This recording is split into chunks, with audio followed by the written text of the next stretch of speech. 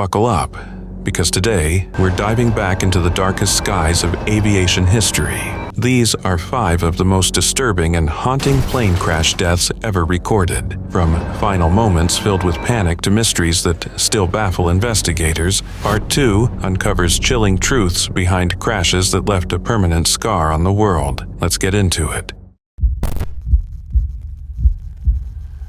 On August 14th, 2005, Helios Airways Flight 522 took off from Larnaca, Cyprus, heading for Prague with a scheduled layover in Athens. What should have been a typical flight turned into one of aviation's most chilling disasters. Only moments after departure, a chain of preventable mistakes began turning the aircraft into a flying coffin. Soon after takeoff, the plane suffered a pressurization failure. Unbeknownst to the pilots, the cabin pressure system had been left in manual mode following a maintenance check and was never switched back to automatic. As the jet climbed into thinner air, the system failed to adjust the internal pressure, which should have remained at a safe, breathable level. At around 16,000 feet, the captain noticed unusual warning signals and contacted Helios's operations center, reporting what he believed were air conditioning problems. During a confusing exchange, engineers suggested reviewing the pressurization settings, but the advice wasn't fully understood. With the pressure dropping and oxygen thinning fast, neither the captain nor his co-pilot identified the real issue in time.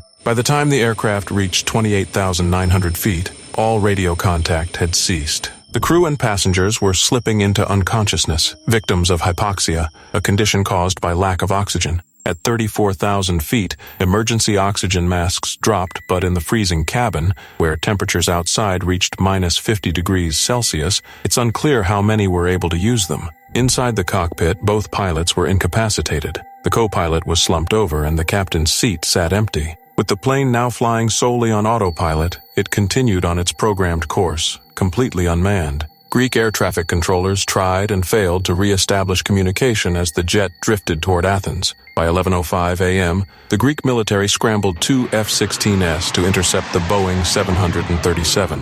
When the fighter jets approached, what they saw was horrifying. A lifeless co-pilot, dangling oxygen masks, and a motionless cabin. Then at 11:49, they witnessed something extraordinary. Flight attendant Andreas Prodromou entered the cockpit and took the captain's seat. Andreas had survived the hypoxia thanks to a portable oxygen tank. Despite only limited flight training, he attempted to save the aircraft and everyone on board. He managed to disengage autopilot and begin a descent. One of the fighter pilots reported seeing him briefly wave before one of the engines cut out due to fuel exhaustion. With the left engine gone, the plane began spiraling out of its holding pattern. 10 minutes later, the right engine failed as well. Out of fuel and with no remaining oxygen, Andreas eventually lost consciousness. At 12:03 p.m., Flight 522 crashed into a hillside near Grammatico, about 25 miles north of Athens, erupting in flames. All 121 people aboard perished, minus 115 passengers and 6 crew members.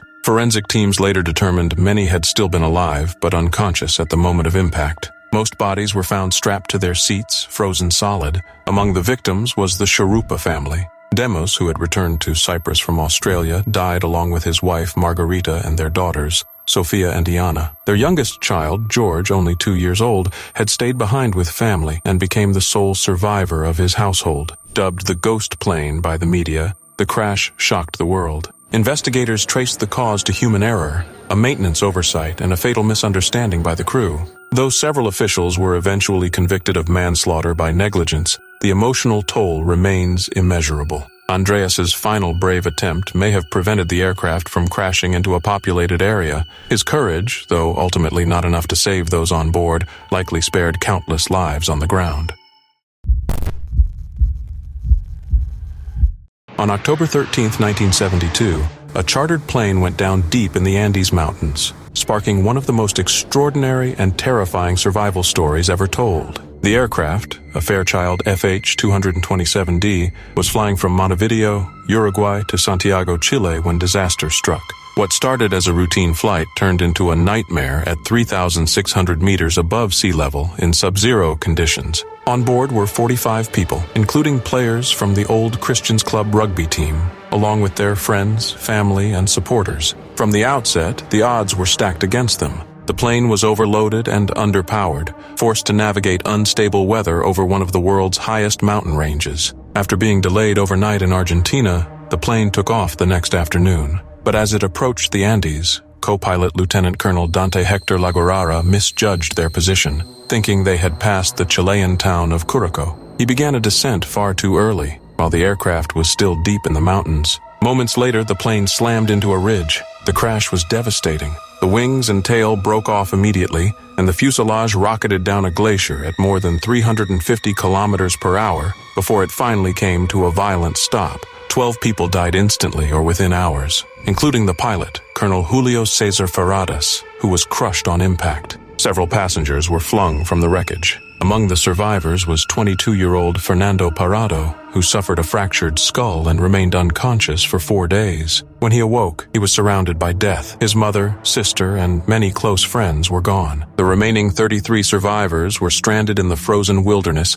completely cut off from the world. With no rescue in sight, they took shelter inside the wreckage. But food supplies were scarce and ran out within days. Nights were unbearably cold. They huddled together, punched each other to stay warm, and melted snow in bottles to drink. Their suffering grew worse when they heard, via a small transistor radio, that official search efforts had been called off after just 8 days. Facing starvation, the group made a grim and agonizing decision. They would survive by consuming the bodies of the dead. Many of them were deeply religious and only agreed after making a pact that their own bodies would be used if they didn't make it. Then disaster struck again. On day 17, an avalanche buried the fuselage, killing 8 more people. The survivors were trapped beneath snow, air running out. Parado managed to clear a hole in the cockpit, letting in enough oxygen to survive until the storm passed. Still, no help came. Weeks later, realizing they had no choice, they began planning an escape. Using the pilot's last known coordinates, they plotted a route west toward Chile. On December 12th, minus 61 days after the crash,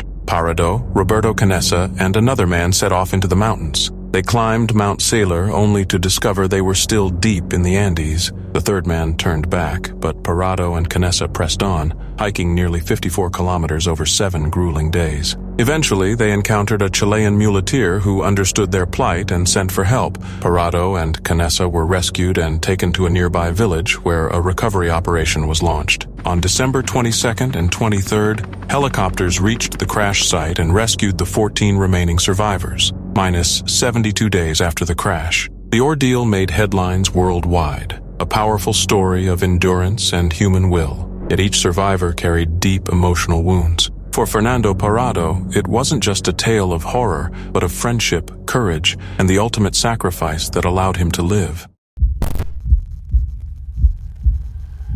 On the night of January 29, 2025, tragedy unfolded in the skies above the Potomac River near Washington, D.C., when a mid-air collision between a passenger jet and a military helicopter claimed the lives of all 67 people aboard. The horrifying event stunned the nation and left a permanent scar on the capital's airspace. Flight 5342 had taken off from Wichita, Kansas, carrying 60 passengers and a crew of 4. It was nearing the end of its journey, just minutes from landing at Reagan National Airport, when the unthinkable happened. Simultaneously, a Black Hawk helicopter conducting a routine night vision training exercise was flying nearby, crewed by 3 personnel from Fort Belvoir. Both aircraft were in contact with air traffic control. Yet, somehow, a deadly chain of errors, a breach in restricted airspace, miscommunication, and radar blind spots led to the disaster. At 8:47 p.m., just hundreds of feet above the river and less than a mile from the runway, the 2 aircraft collided.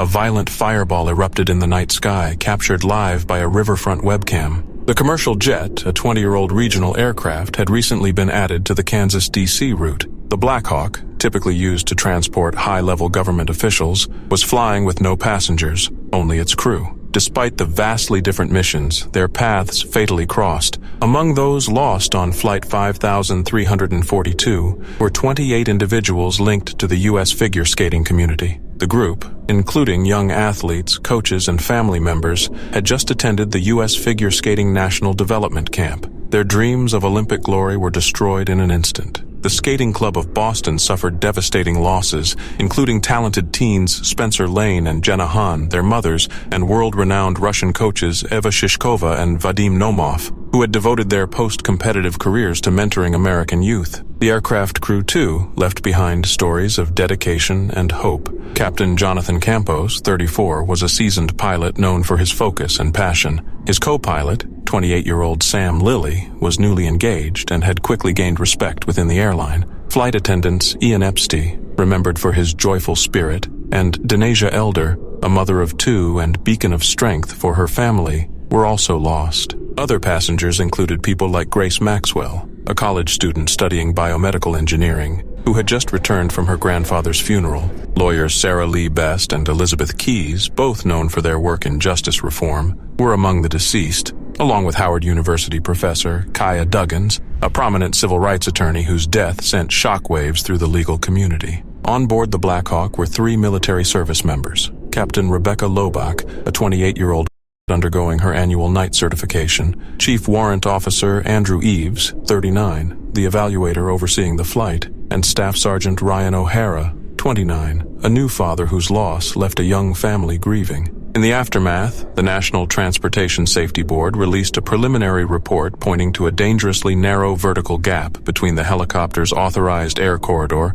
and the jet's final descent path. The FAA was heavily criticized for failing to act on multiple past warnings of near misses in the same area. At the time of the crash, only one air traffic controller was overseeing both the helicopter and some fixed-wing traffic, a clear sign of systemic understaffing. By February 4th, recovery teams had retrieved the wreckage and identified all 67 victims. Across the country, grief and disbelief rippled through families, sports communities, and military circles. The legacy of this disaster is not just in the lives lost, but in the urgent call for change that must follow. On January 31, 2000, Alaska Airlines Flight 261 took off from Puerto Vallarta on what was supposed to be a routine flight to Seattle, with a planned stop in San Francisco. But within hours, the trip turned into one of the most heartbreaking aviation disasters in U.S. history. The aircraft, a McDonnell Douglas MD-83, left the airport at 1:37 p.m. with 83 passengers and 5 crew members on board. Captain Ted Thompson and First Officer Bill Tansky, both highly experienced pilots, were in control. Not long into the flight, they encountered a technical issue with the plane's horizontal stabilizer, a vital component responsible for controlling the pitch of the aircraft. It wasn't moving as it should. The autopilot was disengaged, and the crew began flying manually while troubleshooting the issue. At this point, they hadn't declared an emergency, but Captain Thompson asked to divert to Los Angeles out of caution. At cruising altitude near 26,000 feet, the unthinkable happened. The aircraft suddenly pitched downward. Unknown to those on board, the jack screw assembly that managed the stabilizer had failed. Investigators would later find it had worn down due to poor maintenance and insufficient lubrication, a preventable and known problem. The pilots managed to pull the plane out of the first dive, regaining some control, and asked for an open stretch of ocean airspace to attempt different landing setups. But hope was short-lived. A second, more catastrophic failure occurred. The stabilizer jammed again, and this time the aircraft rolled upside down. It plummeted in an unrecoverable nose-down dive, engines losing power. At 4:21 p.m., the MD-83 slammed into the Pacific Ocean off the California coast at over 300 miles per hour. Rescue and recovery efforts launched immediately. Navy and Coast Guard crews scoured the ocean with sonar, submersibles, and ships near Anacapa Island. Wreckage and bodies were scattered across the water. Flight recorders recovered from the deep confirmed the horror. 9 minutes of chaos, courage, and helplessness. Among the 88 victims were entire families. David and Carolyn Clemenson, along with their children, Coriander, Blake, Miles, and baby Spencer, died together. Their neighbors and close friends, the Pearsons, also perished. Parents and daughters, Rachel and Grace. 2 Seattle communities were left devastated, mourning multiple families at once. Also on board were Redmond residents Terry and Barbara Ryan, their sons James and Bradford Pat, and friends who had joined the trip to celebrate Jim's 30th birthday and Pat's recent college graduation. Jim, a flight attendant, was working that flight. A family friend described them as a tight-knit, joyful group who lived to support one another. Alaska Airlines employees Craig and Paul Polano, known for their contagious humor and festive holiday decorations, were lost too. So were wine columnist Tom Stockley and his wife Peggy, who had left behind a handwritten note for her elderly mother. discovered days later one last echo of love. These weren't just passengers. They were people full of life, children, parents, professionals, friends. Their deaths struck a national nerve not only because of the scale of loss, but because the crash was avoidable. Neglected maintenance triggered a series of mechanical failures that ended 88 lives in mere minutes. It wasn't just a tragedy. It was a catastrophe built on warnings ignored and families left forever changed. On December 25, 2024, what should have been a routine flight turned into a disaster. Azerbaijan Airlines Flight 8243, an Embraer 190, departed from Baku, Azerbaijan, bound for Grozny, Russia, carrying 67 people, minus 62 passengers and 5 crew members. Within 2 hours, tragedy would unfold, leaving 38 dead and 29 forever changed. The flight took off on schedule that Christmas morning. Weather conditions were less than ideal, but still within acceptable limits. For the first 40 minutes, all was calm. Captain Igor Shakin and First Officer Alexander Konov, both seasoned pilots, kept the flight steady while Chief Flight Attendant Hakuma Aleva and her team ensured passenger comfort. Trouble began as the aircraft neared Russian airspace. Suddenly, the GPS navigation system failed. Experts would later determine the likely cause: military-grade GPS jamming, a known issue in geopolitically tense areas. Though unsettling, the pilots continued, switching to backup navigation systems. Russian air traffic control gave clearance to land at Grine, but a heavy fog blanketing the airport made visibility nearly impossible. After 2 aborted landing attempts, the pilots made the decision to turn back to Baku. But as the plane reversed course, 81 minutes into the flight, disaster struck. A sudden explosion shook the fuselage, followed by chaos. Passengers screamed, oxygen masks deployed, and debris tore through the cabin. Flight attendant Aiden Rahim would later describe the moment as pure terror. A second explosion ripped through the aircraft, injuring flight attendant Zulfugar Asadov, who continued assisting passengers despite being wounded. At first, the crew suspected a bird strike or engine malfunction, but with systems rapidly failing and the plane becoming harder to control, they realized this was far more serious. The pilots turned the aircraft toward Owa, Kazakhstan, hoping to make an emergency landing. As they crossed the Caspian Sea, the aircraft's altitude and speed fluctuated dangerously. They attempted to land at Owa International Airport. On their first pass, visibility and control problems forced a go-around.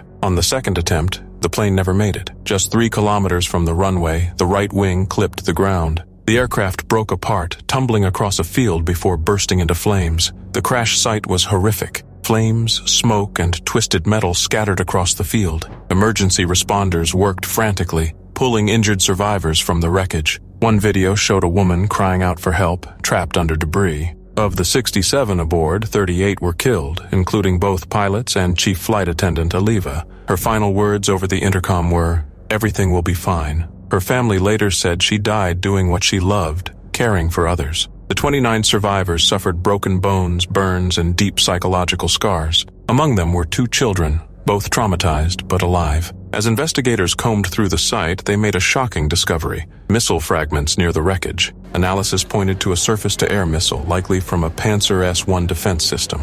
Survivors had heard multiple blasts before the aircraft lost control. Initially, Russia denied any involvement, but under growing international pressure, the Kremlin issued a statement of regret, calling it a tragic incident. Though never officially confirmed, the evidence strongly indicated a mistaken military strike. For the victims and survivors, that Christmas Day became a haunting symbol of how quickly ordinary life can turn to catastrophe, especially in the shadow of global tensions.